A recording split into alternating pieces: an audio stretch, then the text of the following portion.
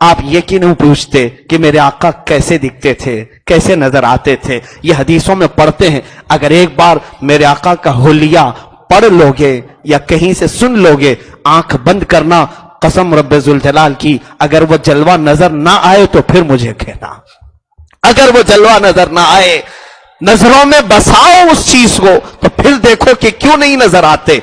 तुम खाली दुरूद पढ़ के सोचते हो कि वो आ जाएंगे, तुम ये तसव्वुर करके, यानी सिर्फ तस्बीह घुमा करके सोचते हो कि वो आ जाएंगे। अपने जहन से सारी तस्वीरें हटाओ, उस एक सूरत पर नजर जमाओ, उस एक सूरत पर नजर जमाओ।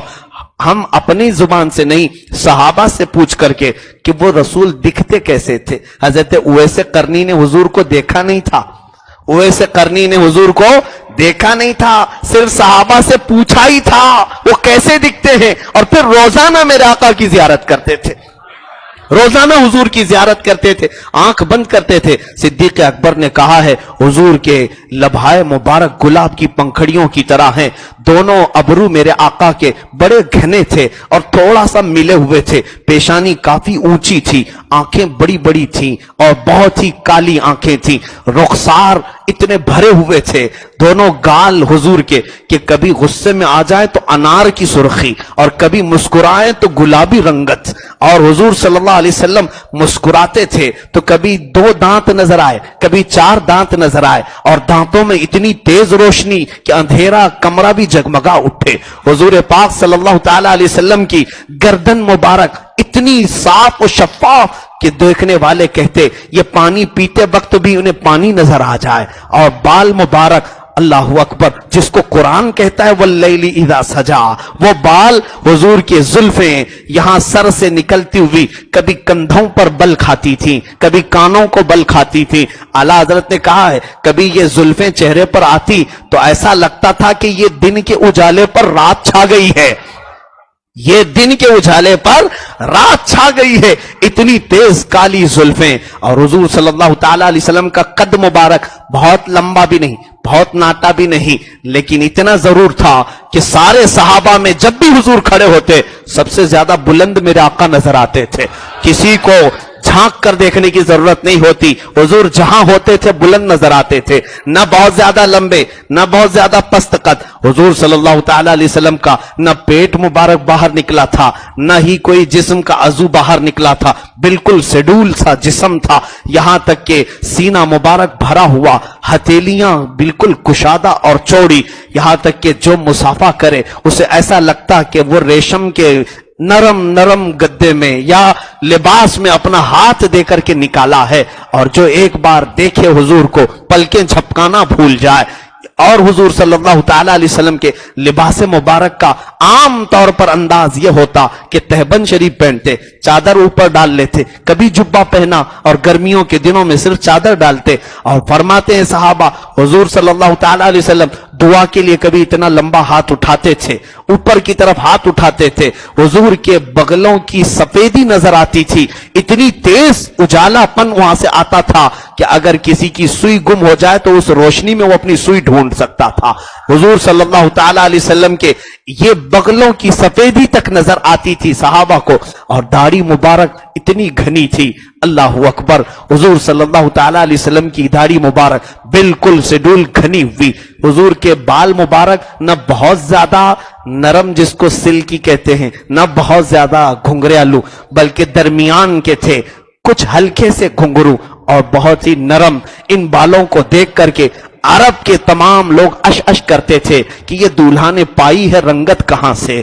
हुजूर सल्लल्लाहु ताला अलैहि वसल्लम के जिस्म मुबारक की ये थी। और तलवे हुजूर के कदम मुबारक इतने भारी कि जिस पत्थर पर रखें हुजूर वहां पर निशान पड़ जाए। और न ही उंगलियां बहुत ज्यादा लंबी, न ही बहुत ज्यादा छोटी, बल्कि बहुत ही ज्यादा मुलायम और एक साइज की। हुजूर सल्लल्लाहु ताला अलैहि वसल्लम की ये तमाम बातें हो गई। उसके अलावा सबसे बड़ी बात तो ये थी कि सहाबा सबसे ज्यादा जिस चीज की तलब में रहते थे वो मेरे आका के पसीने की तलब होती थी। कि गर्मियों में उम्मे सुलैम कहती हैं कि मैं हुजूर के घर पर आने का इंतजार करती, दोपहर में मेरे आका आते, कभी मेरे घर सोते थे, हुजूर की पेशानी से कुछ बूंदें टपकती थी, मैं उसको शीशी में जमा कर लेती थी। हुजूर एक दिन बेदार हो गए, पूछा उम्मे सुलैम क्या कर रही हो? कहा या रसूल अल्लाह اس کو ہم عطر کے طور پر جمع کرتے ہیں اور دلہنوں کو لگاتے ہیں اور خوشبو کے طور پر ہم استعمال کرتے ہیں۔ میرے آقا صلی اللہ تعالی علیہ وسلم کے پسینے مبارکہ میں اتنی تیز خوشبو تھی کہ امام نے فرمایا ہے جن دلہنوں کو حضور کا پسینہ لگایا گیا تھا ان کی 7 پشتوں تک ان کی اولاد میں وہ خوشبو آیا کرتی تھی۔ واللہ جو مل جائے میرے گل کا پسینہ، مانگے نہ کبھی عطر نہ پھر چاہے دلہن پھول۔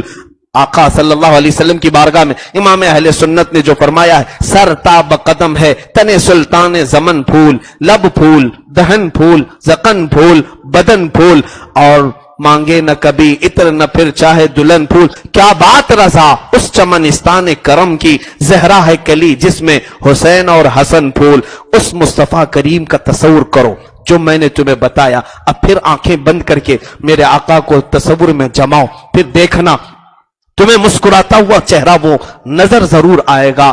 تم کو میں نے گلابی رنگت بھی بتائی، ان کے رخساروں کی سرخی بھی بتائی، ان کی پیشانی بھی بتایا، ان کے لبوں کی انداز بھی بتایا، ان کی داڑھی مبارک بھی بتایا، ان کا جبہ مبارک بھی بتایا، ان کا امامہ مبارک بھی بتایا، ان کے کان بھی بتائے، ان کی آنکھیں بھی بتائی، ان کے ہاتھ بھی بتائے۔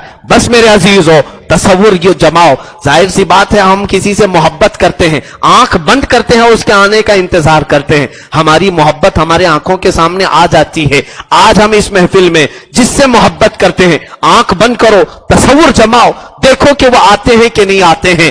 کہو اتنا میرے آقا آؤ کہ مدت ہوئی ہے تیری راہ میں اکھیاں بچھاتے بچھاتے، میرے آقا آؤ کہ مدت ہوئی ہے تیری راہ میں اکھیاں بچھاتے بچھاتے۔ سنا ہے آپ ہر عاشق کے گھر تشریف لاتے ہیں، میرے گھر میں بھی ہو جائے چراغاں یا رسول اللہ۔ یقیناً میرے آقا صلی اللہ تعالی علیہ وسلم کی زیارت میں دعا کرتا ہوں مولا اس پورے مجمع کو، بلکہ جو سماعت کر رہے ہیں اسی ماہ ربیع النور میں، اسی میلاد کے موسم میں، نہیں مولا اسی شب میں میرے آقا کی زیارت نصیب فرما۔